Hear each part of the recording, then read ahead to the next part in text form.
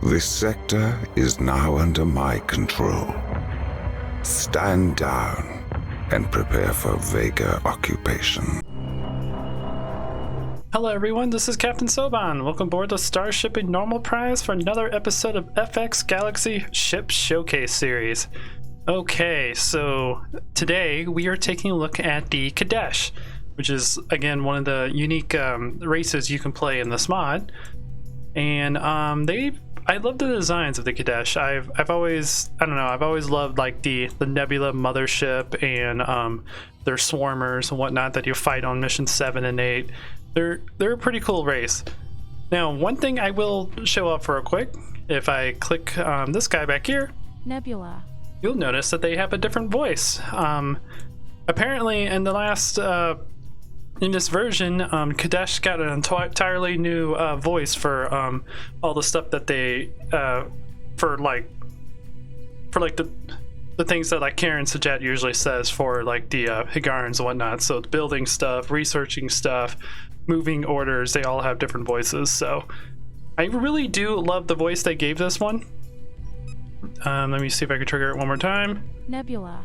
I don't know why, but I'm always a sucker for smooth female voices. I don't know why. I'm very strange. But anyways, we'll move on to that. And we'll start the ship showcase series by showing off the fighters.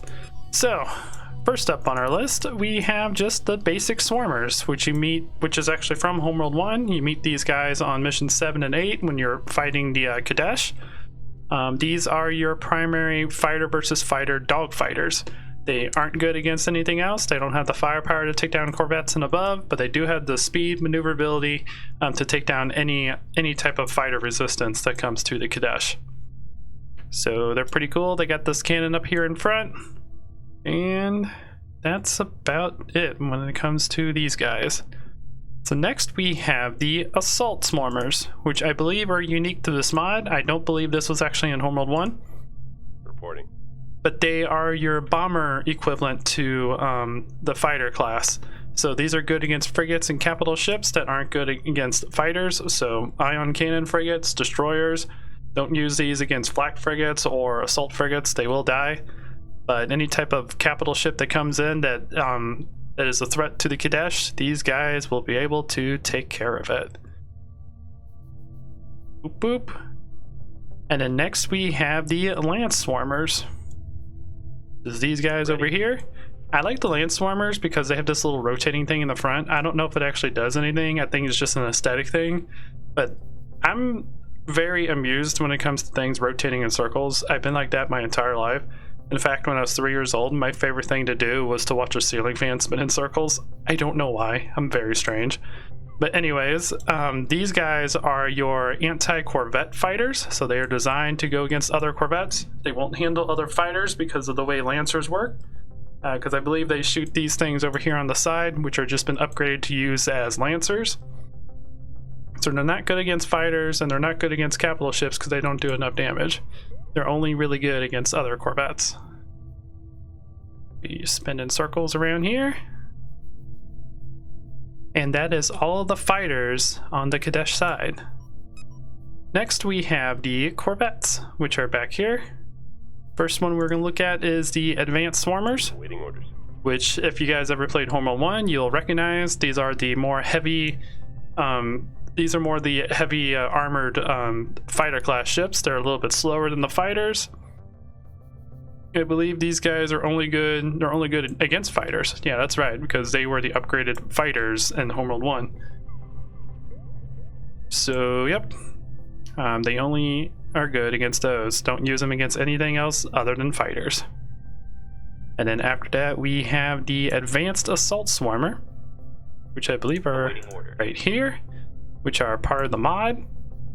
Look a little bit more like progenitors, but I love the fact they have this giant cannon up here in front. I think it's just a big lancer, actually. So it's pretty cool. Just changing the song real quick.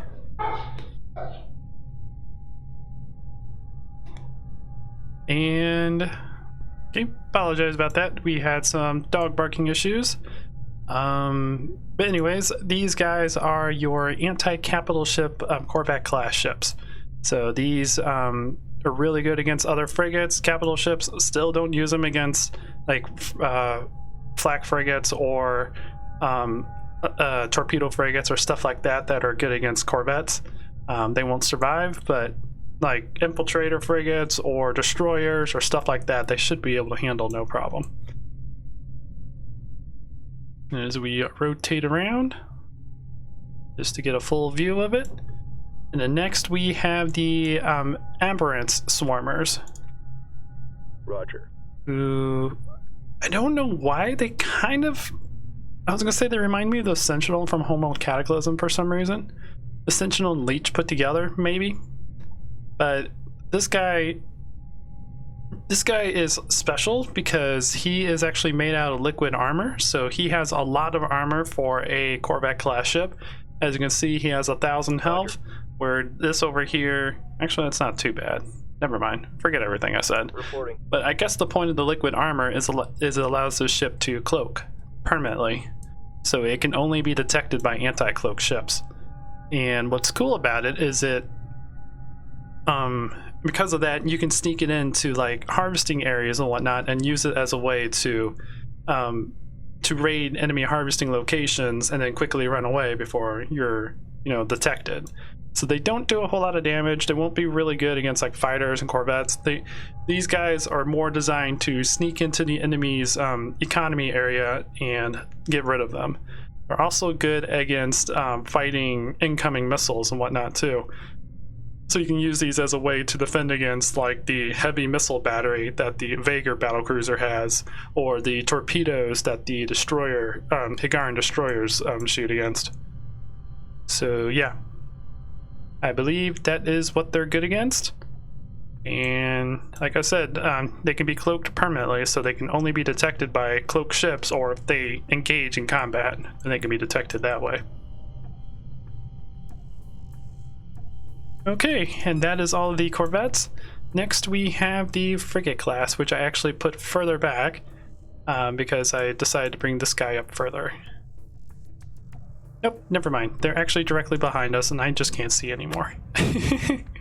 So first we have the support pod, which you would probably kind of recognize from Homeworld 1.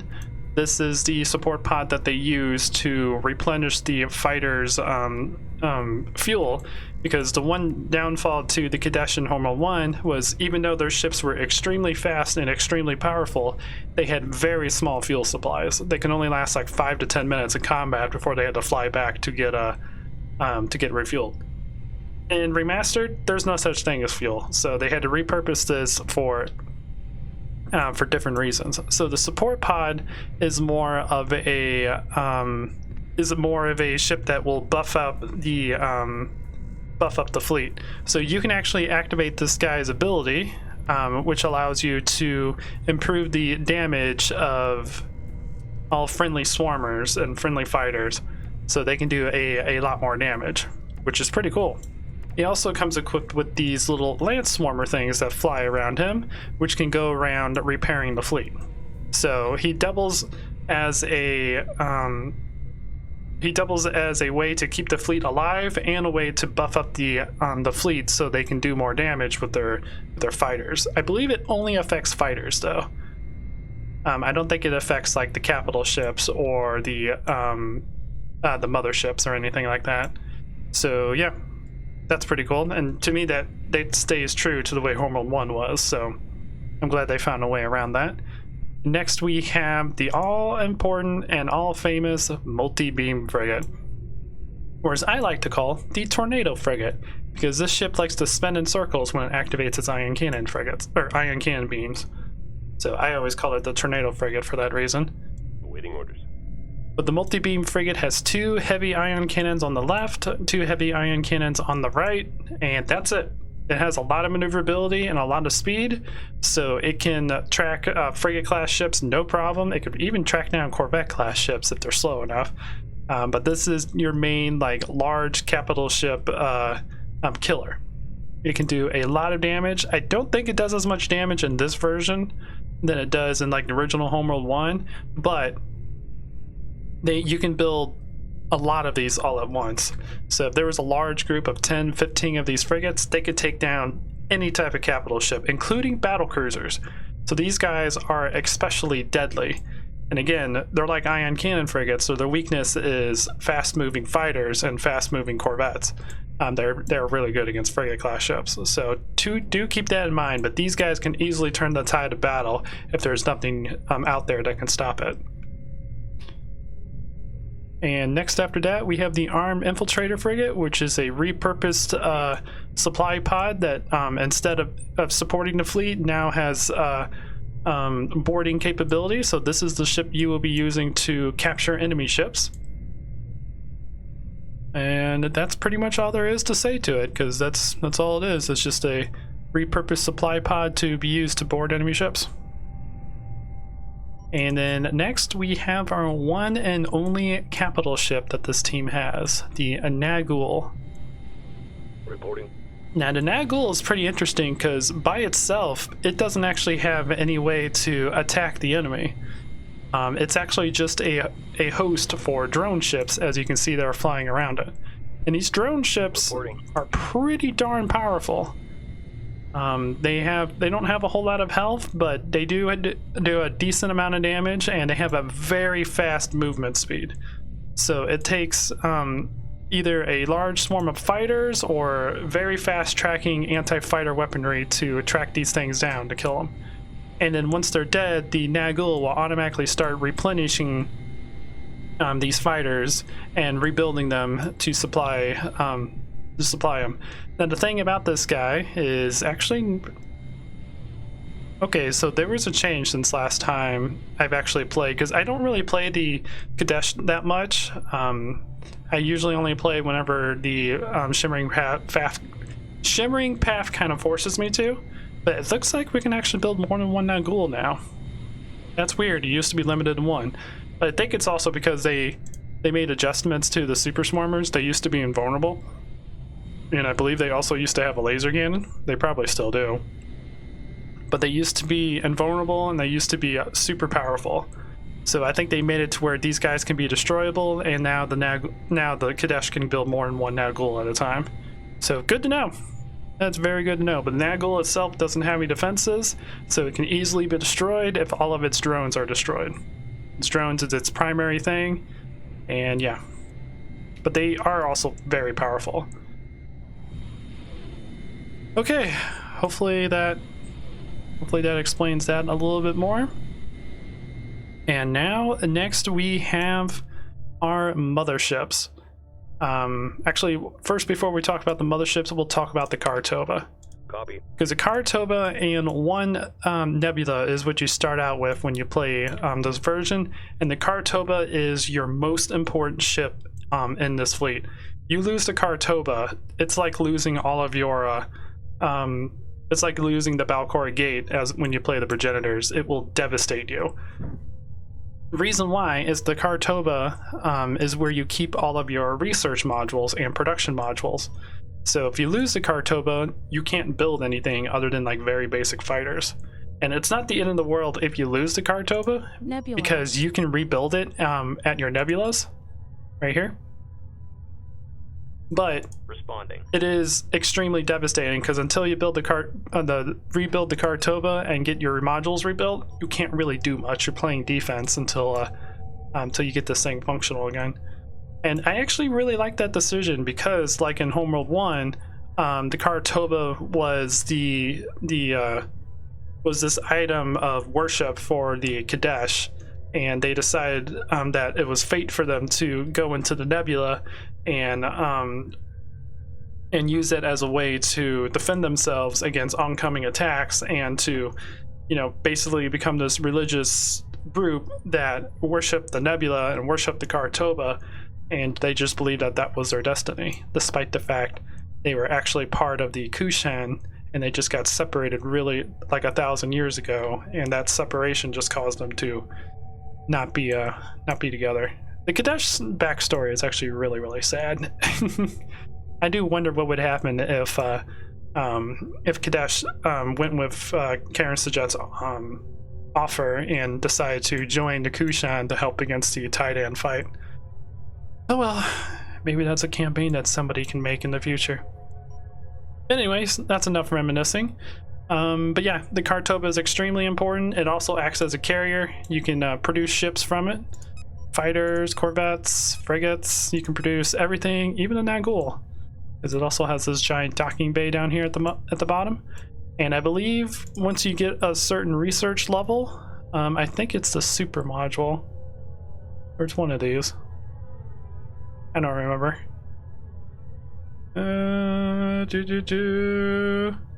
Anyways, one of them allows you to permanently cloak the Kartoba, so you can keep it somewhere like over here by your harvesters and keep it cloaked. And as long as no one over there has anti-cloak stuff, your Kartoba will be perfectly fine. Because another thing, the Kartoba can't defend itself. It has no weapons, so you need to protect this at all costs, no matter what. And now our last units we will be looking at are our 3 different nebulas we can build. Now, just like you have to have a nebula to rebuild the Kartoba, the Kartoba is the only one that can build your nebulas. You can't build additional nebulas from nebulas. Which I like that. That does kind of make it, that kind of balances out so the Kadesh aren't super overpowered. Nebula. But anyways, this one back here is our first nebula. This is the one that you actually start out with. And this nebula's primary function is to be a production vessel for the fleet. So you can build your fighters, corvettes, frigates, your Naguls, even the platforms. I forgot to talk about those. Ready. Okay, so we'll get back to the nebulas here in a moment. Let's talk about the platforms. You only get 2 platforms on this team. Standing by. You get the Armalid, and I think that's how you say that. The Arnold, Arnold. We'll just call it the Arnold. I'm horrible with names and pronunciations, so I apologize about that. But you get the Arnold, which is it's a repair vessel. This is a vessel you will be using to repair your fleet when they're in danger. You don't actually use your harvesters on this team. So he can go around and repair ships and keep them alive whenever they get damaged. And then behind it, you have the defense gun, which kind of reminds me of that AI thing from Portal 2, who tried to help you to escape. He's really cool. This eye right here just reminds me a lot of that, so maybe they had inspiration from that character to make this model. But this is your point defense system. It is good against taking down fighters, so you could probably build these around your harvesting areas to help protect them. But that's about it. Those are the only defense guns that the Kadesh can build, or the only platforms that the Kadesh can build. And then the non-combat ships, which we only have 3. We have this guy over here, who is your probe. I like that little eye in the middle. But this probe will give you a large sensor radius to whatever is going on. It doesn't have any protections or anything. It just has a really fast movement speed and allows you to see a large sensor radius around it. So it can cover a large portion of the map if you needed to. It also can only be moved once, just like the Vagar the Higarans and whatnot. And then the last one we have is our fuel pods, which is your resource controller. Reporting. It is basically one of the support pods converted into a resource controller. It can dock harvesters. It can also build some basic fighters to defend itself, and it can also build the Amberance, the Randalls. I don't know what to call these things. The repair drones. It can build the little repair platform drone things that it can use to repair the fleet. So yeah, that's them. And as you can see, all the harvesters are coming up to dock. I think you can dock 6 at a time, which is kind of crazy. But cool. And that's all the non-combat ships, so let's get back to the nebulas. So again, this is the main nebula you can use to build everything. You can also upgrade it once you get enough of the facilities built on the Karatoba. You can upgrade it to level 1, which allows it to use its basic point defense systems against fighters, which are the little guns back here, if you guys remember from Homeworld 1. It also increases its speed, and it allows the Karatoba to start building the more advanced modules like the multi-beam module and the super swarmer module. And then after that, you get the level 2 upgrade to the mothership, which increases its movement speed even more and unlocks the Nebula pulsar defense systems, which if I remember are like 4 little point defense systems on this area right here, which protects it against Corvette class ships. And it allows you to build the Dark Nebula, which is a second type of nebula, and build the energy cannon module on the Karatoba to unlock the Bright Nebula, which is the third type of nebula class ship we have in this mod. And that's about it.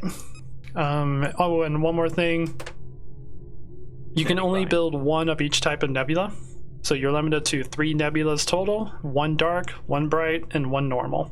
And if you lose it, you can rebuild it from the Karatoba, which I think I said that earlier, but I wanted to just reillustrate that. Nebula. So next, we have the Dark Nebula, which kind of acts the same as the normal nebula. The only difference is the Dark Nebula do get their own cloaking ability, so they can cloak themselves, and if I remember right, this cloaking field is more powerful than a normal cloaking field. Let me see. Provides permanent cloaking ability for the cart. Oh, this is the one that provides the cloaking ability for the Karatoba. Okay, so you have to build the Dark Nebula to have the cloaking ability on the Karatoba. Good to know. And it allows you to go into a deep cloak, which is a level 2 cloak, and when this happens, nothing will be able to be detected, even under anti-cloaking ships. The only downside to this is the Dark Nebula under these conditions will not be able to move or hyperspace. So you can't use the Dark Nebula at all when it's in this condition. And Dark Nebula also has an ability called the Amberance, which allows it to disable an enemy capital ship for a short amount of time. So pretty cool. This one is definitely good for like if you have a rich resource area and you kind of just want to harvest and not have anyone know about it, you can use this guy to cloak the entire fleet, because it cloaks everything within that radius that you see with those circles. You just can't move or can't hyperspace the Dark Nebula. I don't think you can even attack. It doesn't say it, but I would have a feeling that you won't be able to actually engage the enemy while that cloaking field is active. It would make sense in my book, because it would be pretty dumb if you could attack the enemy whenever you're in a deep cloak and no one can detect you, because the deep cloak is more powerful than anti-cloaking capabilities. Okay, Nebula. And then last but not least, we have the Bright Nebula. Now what's cool about the Bright Nebula is it has this powerful particle cannon in front that you're able to unlock. So if I hit this is the status switch button. I'll kind of explain it a little bit more before I show it off. But the Bright Nebula allows you to switch between attack mode and defense mode. In attack mode, the main cannon is up and operational, so your ship does a lot more damage, but your passive regeneration is disabled. So the ability for your ship to heal itself is turned off, so you're vulnerable to attack. And when you switch to defensive mode, you can't use the main cannon and you can heal your ship. It's just the opposite of attack mode. Nebula. So if we switch to attack mode, There is no withdrawal from the garden. I love that. This little animation plays out.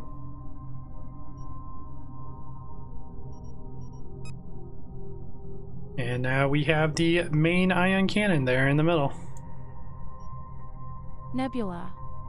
And then if we switch back to defense mode, you'll see it closes up. And it goes back to normal. I love that little animation that they've done. It's really, really cool. But basically, this means that the Bright Nebula is your team's battle cruiser, because that ion cannon does do a massive amount of damage, and the ship has a whole lot of health. It also has the point defense systems, I believe, on the side, maybe.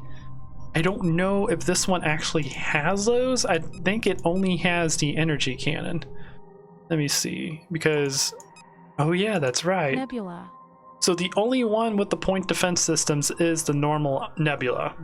That's how you can probably tell the difference between them. The Bright Nebula only has the powerful ion cannon.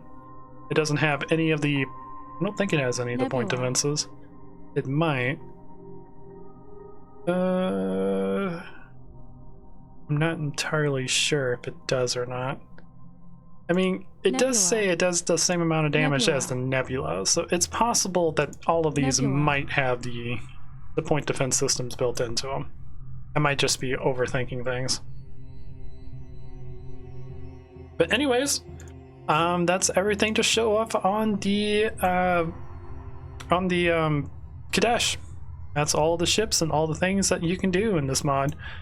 Now, when it comes to difficulty, for me, the Kadesh difficulty is hard, and that's because of my playstyle. I'm the type of person that values defense over offense, and the Kadesh is more of a aggressive team, so they focus more on raiding areas or expanding quickly and building up their fleet to a point to where they can outbuild the enemies and then overwhelm them with numbers. They're a lot more aggressive than my type of playstyle. So for me, these guys would be hard. If you're the type of person that expands quickly or is very aggressive, this will probably be easy to medium, depending on how aggressive and how expansive you are. If you're both, it's probably easy. But anyways, guys, I'm gonna go ahead and end this here. I hope you enjoy this. Please leave a like if you did. If you like what I do, consider subscribing, and I'll check you guys out in the next video. Until next time, this is Captain Soban signing out. This is the garden of Kadeshi. For 13 generations we have protected it from the unclean. If you have come to join me, welcome you, and will spare you your ship until all have disembarked. If you have come to consume the garden, you will be removed at once. What are your intentions?